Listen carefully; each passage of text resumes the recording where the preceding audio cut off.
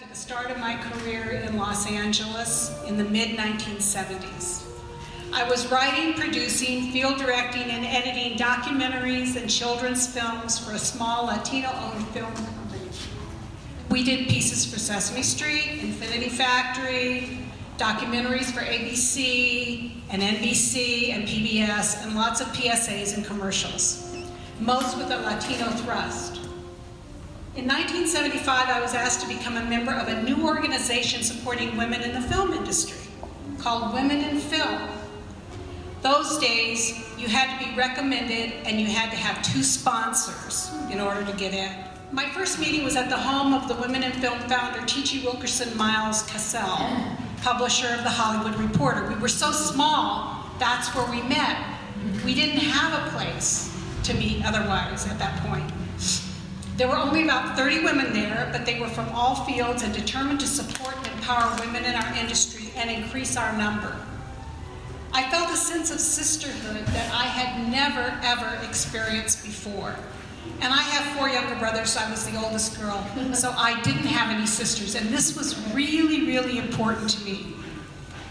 It was such a contrast to my experience on sets at the time, where often I was the only woman in a position of authority or semi-authority, and often actively unappreciated, if not undermined, by the male crew. And that happened a lot. The most common phrase I would hear is, "Why aren't you home with your kids?" In 2003, myself, Janet Davidson, Kaaren Cook, and Deborah Johnson got together to discuss the state of working women in the New Mexico film industry. There was a lack of support, as Janet has said, and many of us had experienced outright discrimination. We decided to invite all the working women and men, everybody we knew, everybody we worked with, to a meeting at Deborah Johnson's offices to see what others were feeling and what we might do to support each other. I think more than 50 showed up, if I'm right, 50 or 60, something like it. It was a lot of women, yeah. And we crammed into Deborah's large conference room. I mean, we were on top of each other on boxes. It was, and we spilled all the way into the hallway. Almost every craft was represented and every union. IA, WGA, DGA, SAG, and Teamsters. The discussion lasted a long time. The meeting went really long because everybody got a chance to speak and be heard, and that was something that we determined when we got this meeting together, that it would be long, but everybody was going to get to say their piece and say what they thought. I think later that year, I think it was that year or early next year, Janet and Cynthia Strauss went to LA to meet with Women in Film and investigate how we might become a chapter. In 2005, we became an official 501c3 with bylaws, a board, and New Mexico Women in Film was born.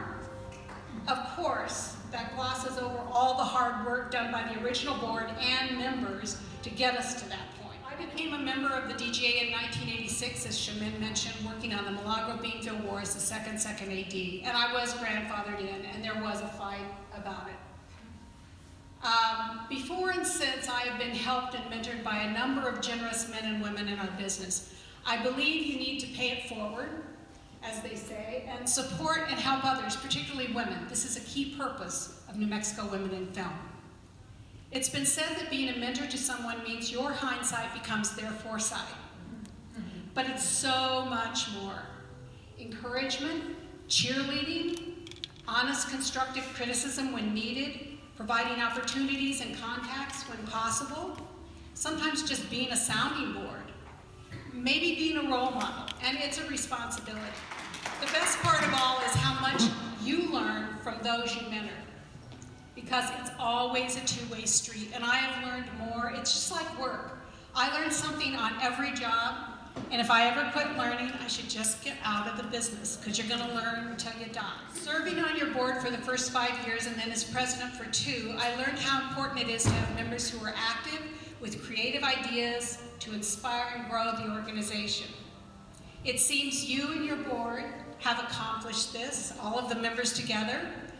As I read each newsletter, I'm always impressed by the many activities and events as well as the members' accomplishments, and you should all be very proud. And I can remember how we were trying to cobble together, I think, Janet, was it $1,500 that we managed, or $1,000 or something, and it was like not much, and we managed to break it in half and give 2 scholarships to deserving women, and we were so proud. But it took a lot of work to get there. And look at what you did today. Look at all of this. Look at the people that sponsor you, the corporate sponsors. This organization has come so far, and I am so proud of it, and so proud of all the women who are involved in it. There's something I'd like the organization as a whole to think about as you successfully navigate the future.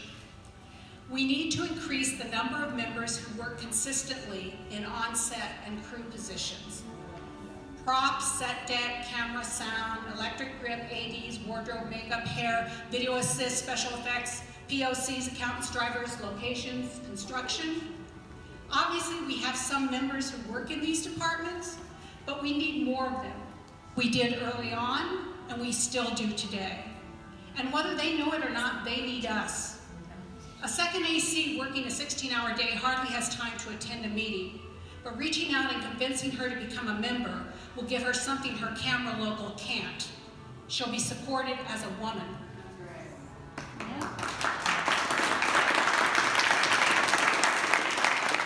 We have our unions, but Women in Film is different. We are a sisterhood. More members can only strengthen our ability to be effective advocates for the industry women in our state and increase our numbers.